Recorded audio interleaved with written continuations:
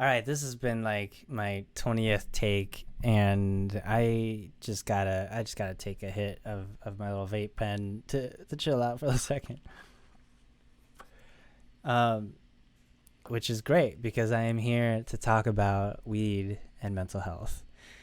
It's funny because I could totally imagine my Asian ancestors, my parents, my uncles, everyone saying like, "What are you doing? Like, this is embarrassing, or you're dishonoring our family." And it's been, my previous self, my child self, would also be in so much disbelief. Like, I would have never imagined myself to be in this position today, talking about these things. Growing up, I was such a quiet, innocent, unassertive Asian kid, and so much so that I didn't even get my first kiss until 19. I was I was definitely a late bloomer for sure. And it just shows how socially inept I was, and also how just uncomfortable with myself, right? Unconfident or doubtful, and not able to let go of the pressure of being this model minority, to be this perfect man, right? Perfect Asian American. I wasn't allowed to show any emotion. I was told to man up. I was told that I was being too sensitive. And that created a judgment for everyone else that made me judge other people who are emotional. Like, why can't they get their shit together? Needless to say, that left behind a lot of my own sense of creativity and confidence. And it wasn't until I've been able to really combine this, my, my, combine this practice, a more intentional practice with cannabis and mindfulness, meditation, and emotional intelligence, that I've been able to develop this. It hasn't been easy to get to this point. And I still will struggle in so many ways. Even doing something like this um, has been a struggle. Like, trying not to be so perfect and try to say all the right things. And this idea, though, this concept of cannabis and meditation, cannabis mindfulness, cannabis yoga, have been ancient practices for years, for centuries, has been found in many history books and cases in Asia, in China, India.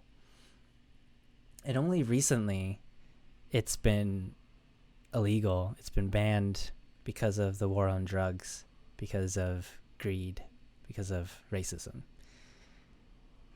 So I have been so passionate now to break this stigma that we have on both cannabis as a plant medicine for the human species, as well as maintaining our mental and emotional health.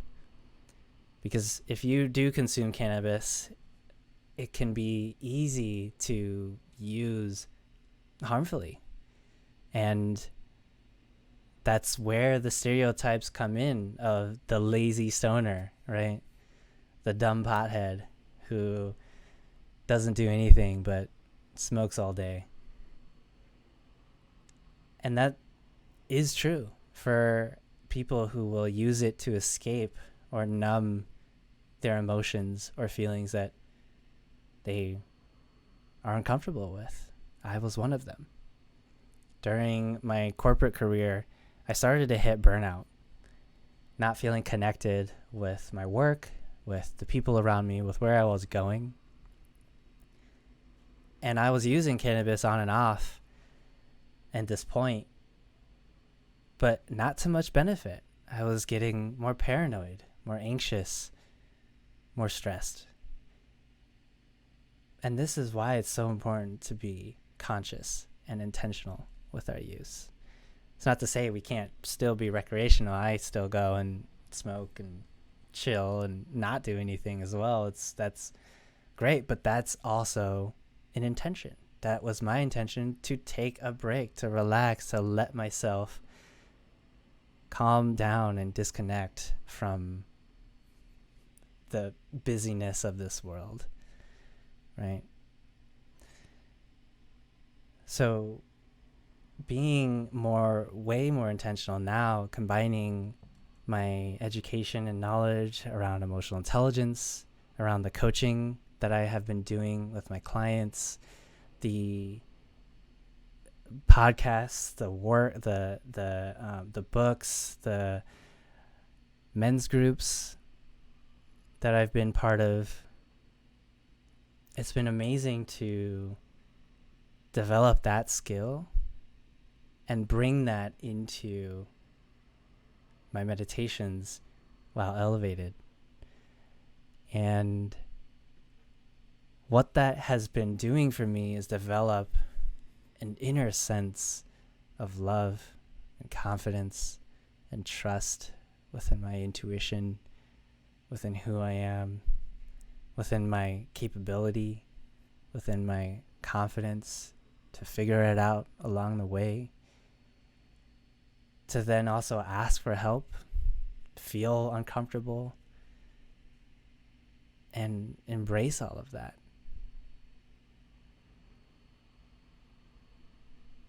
I've been able to connect to this source, this spirit that I hadn't felt before, that I was so judgmental about growing up. And what that's been doing for me now, as I was mentioning before, has given me the power to take control of my own life, to actually connect with something that can live through me, right? That's not even really about me anymore. So finding that space that allows me to just go into that flow. And a lot of that requires a lot of letting go of what you can't control. So cannabis meditations have been so helpful to do that, to bring about all of those thoughts and emotions right in front of me and say, look, this is what you're feeling. This is what's in your life. This is what wants attention and just wants acknowledgement. And to practice noticing, but not getting attached to it or dwelling on it. I think that's another struggle. That was another struggle that I had, was not wanting to feel these negative emotions in case I might never be able to come back out. But if we can really connect to this source, that really this plant medicine, I want to blow recycle too, but really connect with this plant medicine that helps us connect with this inner spirit, whatever you want to call it, right? It then allows us to know that we're not alone, that we can allow ourselves to be carried forward with this energy, with this spirit. And doing so has allowed me to let go of all of the judgments, all of the perfectionism, and just be.